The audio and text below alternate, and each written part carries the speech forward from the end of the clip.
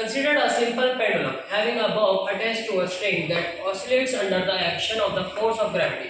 Suppose that the period of oscillation of the simple pendulum depend on its length, mass of the bob and acceleration due to gravity.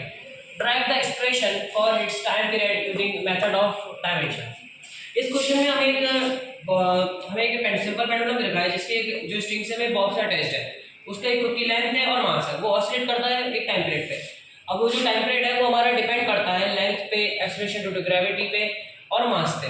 अब हम इन सबको एक तरीके से लिख सकते हैं, t is directly proportional to l raise to power a, g raise to power b, m raise to power c। अब इसे हमने इक्वेशन 1 कह दिया है। अब यहाँ पे हमने t, l, g, m की हमने यहाँ पे डायमेंशंस पुट कर दिए हैं। अब यहाँ पे हमें l और मतलब यहाँ पे l और m हमारे बेसिस सेम दिख रहे हैं, तो यहाँ पे हमारी पावर ऐड हो जाएंगी। अब यहाँ पे पावर ऐड हो जाएगी तो हमने यहाँ पे हम लोग जो एंड में पावर जो हमारी ऐड हुई है तो हमारे यहाँ पे आएगा l raise to power a plus b, t raise to power minus 2b और m raise to power c। On comparing the dimensions on both sides, we get a plus b equal to 0, minus 2b equal to 1, c equal to 0। अब यहाँ पे minus 2b equal to 1 है, यहाँ पे minus 2 हमारे denominator चले जाएगा तो हमारी b की वैल्यू जाएगी माइनस 1/2। अब यहाँ पे हम b की वैल्यू इस क्वेश्चन पुट कर देंगे जिससे हमारी a की वैल्यू जाएगी 1/2।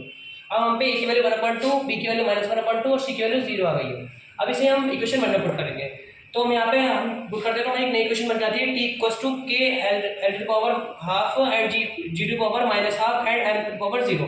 अब l की पावर हाफ मतलब l अंडर रूट l और g की पावर 1/√g और m की पावर 0 मतलब 1। तो इसे हम लिख सकते हैं t equals to k under root l/g। अब इसकी हमें जो एक्चुअल वैल्यू है k की हमारी 2 पाई है, तो हम इसे लिख सकते हैं t equals to 2 pi under root l/g। Thank you very much.